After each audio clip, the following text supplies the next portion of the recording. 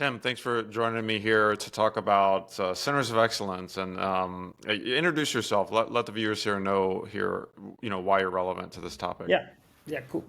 So my name is Tim Thijsse. I'm from the Netherlands, and I started in optimization and experimentation in 2004. Just finished my bachelor degree, and it was called communication and multimedia design. And it was a combination between the Art Academy and the High School of Rotterdam. I started initially as an interaction designer. I went to a publishing agency to translate mathematics books into online questionnaires and stuff like that. And I've been to Antwerp to work for an agency there. And when I came back, I started for the bigger companies and insurance companies called Aon and stuff like that. I quickly grew my career to product manager, also being responsible for hours, being responsible for employers. I mean employees, and then I lost track a little bit on optimization and design and being more creative in solutions. So and design services. So I took a step back and I went to work for an agency as a UX designer. So UX designer, UX researcher, I was helping create websites, but also doing A/B tests on energy company websites, comparison websites and stuff like that. And I started working for another agency in Utrecht called Online Dialogue, might be familiar to you, as working in the experimentation field as a senior UX designer, and I had some nice clients there as well.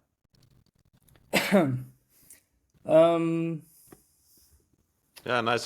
We're transitioning into this topic that we're pushing on. You wrote some really good articles about, from the UX design perspective, creating a center of excellence. So taking this function of design and embedding it into product teams. Give me the background of that story. I'll link for those watching this. I'll link these articles and kind of the show notes, so to speak, to allow people to get access to them. But give me the background of like that company and just the setting of the scene, if you will, for that work. Yeah, cool.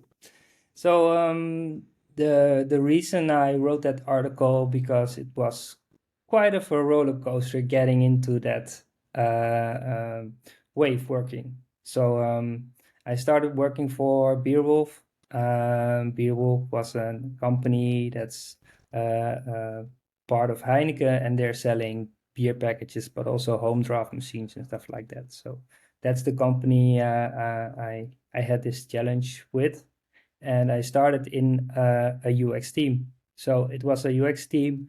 It existed on the designer. There was a researcher present. There was a customer journey expert present, and I was the zero specialist being added to that team to further evolve the experimentation process and bring that to a high level. So that was the starting point of this job. I started there, and what I noticed is there was quite a nice system already built together with Online Dialogue to document the experimentation, to document the insights, but it was only utilized and used within the team. So there was very little communication, only some report out sent to like stakeholders to inform the improvement of the website. But there was a little bit of lag or less evolving the website itself, and it was only reporting A/B tests, putting someone 100%, stuff still was lying there, etc., stuff like that. And the challenge was to bring that information and bring these insights to everybody inside the company, because there were content marketeers, There were customer care employers or employees who also had information, but also were lacking information or were in need of information. So that's the challenge I started with, and it quickly evolved in understanding that it's not about the information and it's not about the reports and results you need to send, but it's what is coming out of it. And it's important to send the right information to the right people, and you don't know the timing. So it's not the best way to say, all right, this experiment is finished. Now I'm going to send a report and that's it. And it gets lost somewhere on a drive forever. So what I wanted to do is to get more people involved in experimentation. So I was looking for, you can say it like the motivators or the power users within different teams that were already set up in the company. And that's how I tried to expand the gathering of ideas and gathering of experiment hypothesis from outside the team coming in instead of the other way around. Yeah, kind of a pull, not push model, or something along those lines. Finding the champions, to Yeah. starting with them. Yeah. So talk to me about those transitions. So like, how did you're, and is this the realm in which you're creating the functional research work in other teams that weren't doing it before? So your team was doing all of the research across, a big surface area, but now you want to embed it into some of these other areas. Talk to me about that transition and that work. Yeah. So the biggest reason why we switched from that transition is that we noticed that some team members were for like 80 to 90% involved in one of the teams. And then another team member was for 75% involved in another team.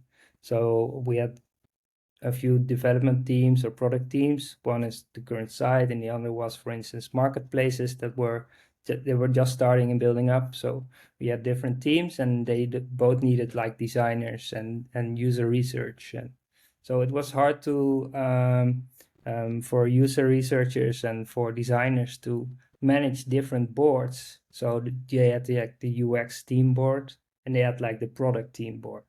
And then if they had to be somewhere else, they have to join another Scrum team and another board as well. And that gets a little bit confusing and a little bit frustration to manage sometimes the same story in different boards as well. So, and then you have to report to your product team, you have to report to your UX team, etc., etc.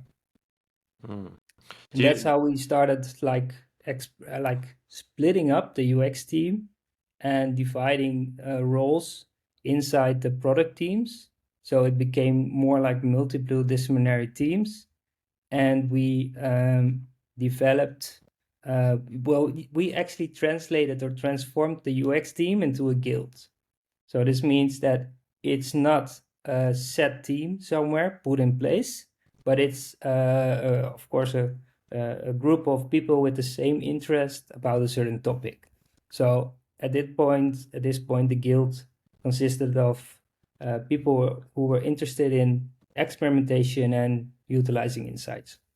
So when you do that, when you create a guild and you take your UX research team and you disperse them, you put them into these other teams.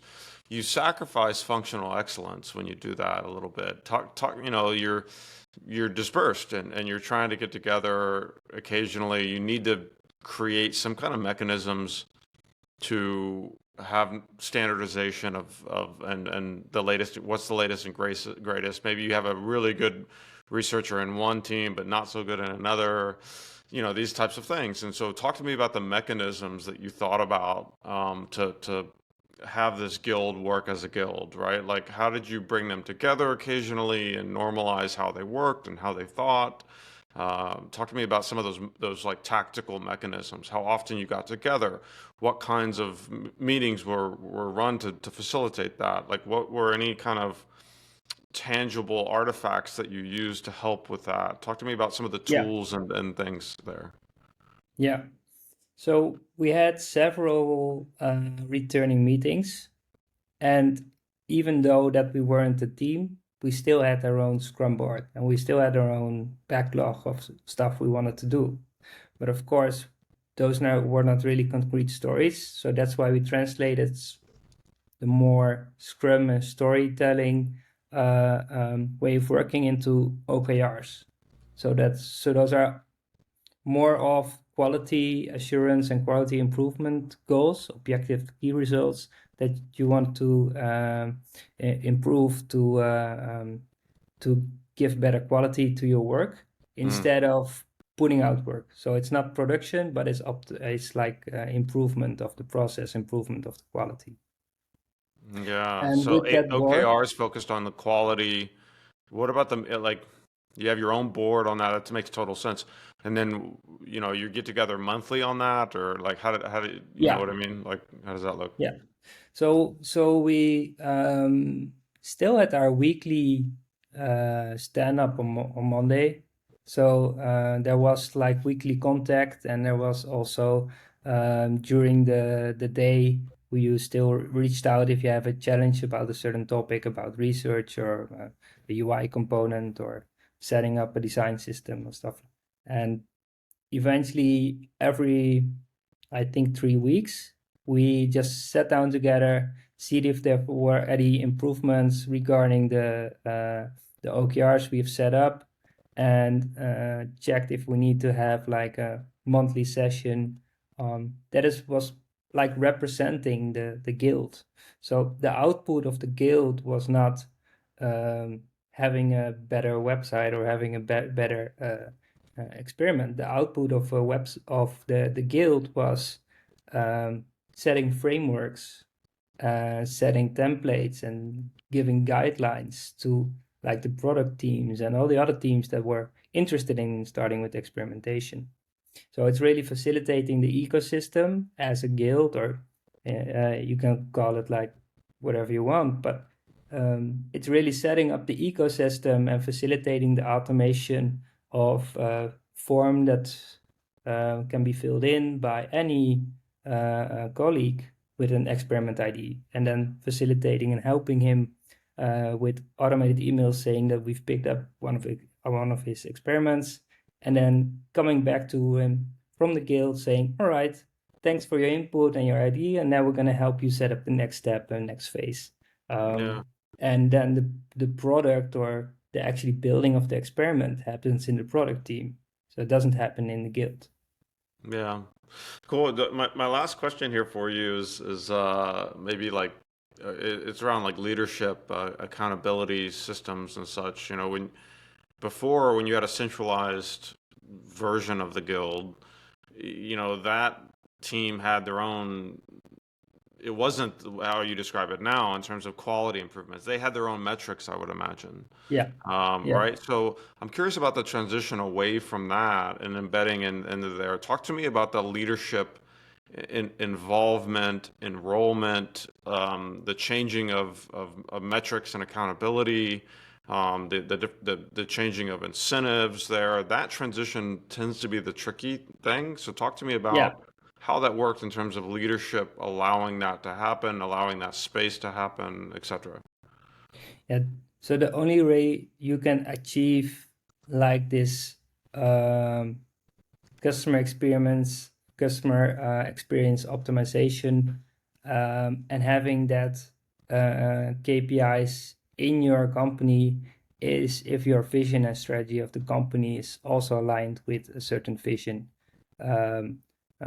For example, Beerwolf was focusing on the complete beer drinking experience, right? So it wasn't only focusing on having more sales or something. So there's already a vision of the leadership team thinking about this experience, and that should be like an omni-channel and a cross journey, like total journey experience.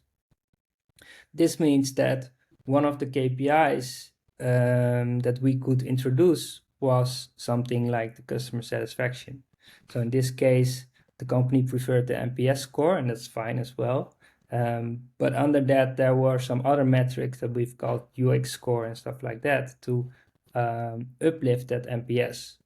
So if you align with the management or your board that one of the goals or one of the KPIs that is on a higher level is also containing something like customer experience, and eventually also conversion rate came up on that level as well, then this means that the entire company is responsible for those metrics. And this means that it's not only one team that is responsible for conversion rate or customer satisfaction, but then the entire company needs to contribute to that metric. And that's why it's also easier to split up the team, because the entire company already was focusing on the metrics that we were also focusing on as a team. Yeah. Awesome. Well, Tim, this is great. Good story. I appreciate it. I like to keep these concise. So that's my question set. Yeah, thanks for chatting about this real quick. Yeah, you're welcome.